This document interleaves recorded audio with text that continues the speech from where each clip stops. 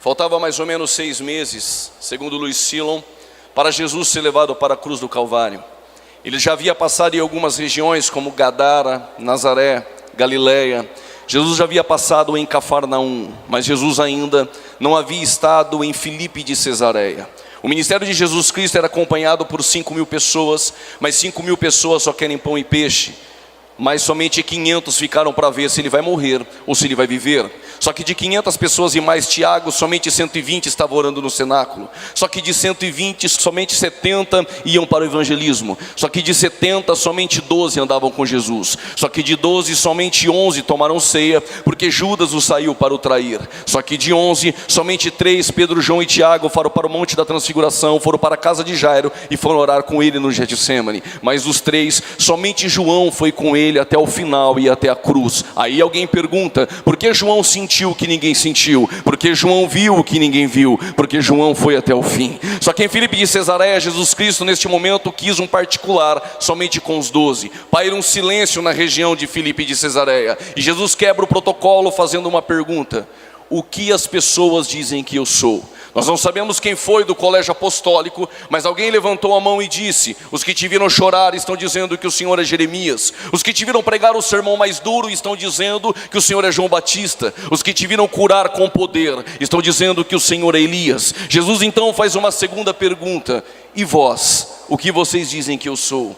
Eu não sei em São Mateus no sábado, mas em Campinas, 8 horas da manhã, os testemunhas de Jeová batem na porta de nossas casas. Eles vão dizer que Jesus não é Deus, que Jesus é uma criatura criada em algum tempo da eternidade. Os Mormons, que tem como fundador Joseph Smith, vai dizer que Jesus Cristo é um polígamo casado com Marta e Maria em João capítulo de número 2 das bodas de Caná, e que o mesmo é irmão de Satanás e filho de Adão, e que ele não é Deus. A maior religião que cresce no planeta, os muçulmanos, vão dizer que Jesus não é Deus, que ele simplesmente é um profeta do mesmo patamar de Abraão e de João Batista. Os adventistas vão dizer que Jesus Cristo é o arcanjo Miguel. Os budistas vão dizer que Jesus nunca foi Deus, que ele é só um homem, que deixou um exemplo e um legado a ser seguido e nada mais. Mas se nós pudéssemos voltar a 2000 anos atrás da região de Samaria e encontrasse uma mulher sem o cântaro na mão, ela iria dizer: para eles eu não sei, mas para mim ele ainda é aquele que tem água da vida eterna. Se você fosse encontrar o campeão de Jó em Uz, ele iria dizer: para mim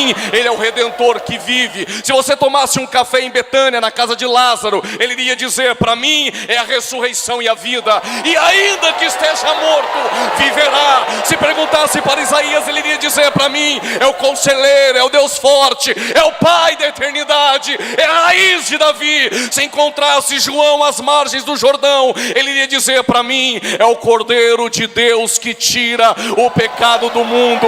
Mas se encontrar um assembleiano de São Mateus e São Paulo, ele vai dizer há mais de 60 anos: para eles eu não sei, mas para mim ainda é o que salva, o que cura, o que liberta.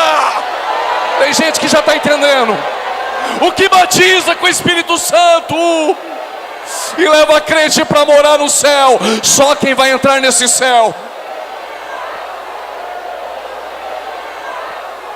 Disseram que ele é um homem, eu sei, porque ele sentou no poço de Jacó como um homem e disse: eu tenho fome. Mas ao mesmo tempo, como Deus, ele disse, com 5 pães e 2 peixes, que alimentaria 5.000 pessoas. Como homem, ele disse a uma mulher: eu tenho sede. Mas como Deus, ele disse: se você quiser, eu te dou água da vida eterna. Como homem, ele entra em Betânia e ele chora por um amigo. Mas como Deus, ele diz: sai para fora Lázaro, porque ele neste momento foi ressuscitado. Como homem, ele senta e diz: estou cansado. Mas como Deus, ele sobe em uma montanha e ele diz: vinde a mim os cansados e oprimidos, que eu vos aliviarei. Oh, glória!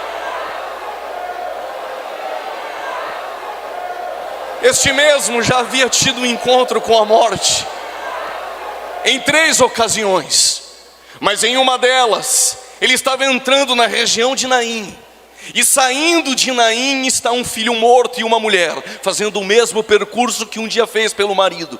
Ele está saindo com uma multidão triste para fora, mas de repente também está vindo um único filho, mas tem uma diferença. Aquele é o único e está morto, mas quem está entrando em Naim é o único filho, só que está vivo. O que está morto, ele está morto, mas vai encontrar o único filho que está vivo e vai o ressuscitar, e ele vai voltar a ter vida. Este que é o único filho que está em vida, vai fazer o que está morto ressuscitar, mas este que tem vida vai morrer na cruz do Calvário e vai ressuscitar ao terceiro dia, só para fazer este que está morto ressuscitar, morrer outra vez, mas no arrebatamento da igreja, ele vai ressuscitar, não só ele, mas todos aqueles que um dia partiram em Cristo Jesus, e em 7 milésimos de um segundo, ao som da trombeta, os mortos vão ressuscitar primeiro, e somente nós, vou repetir mais uma vez, e somente nós, os que ficarmos vivos, seremos arrebatados juntamente com Ele nos ares.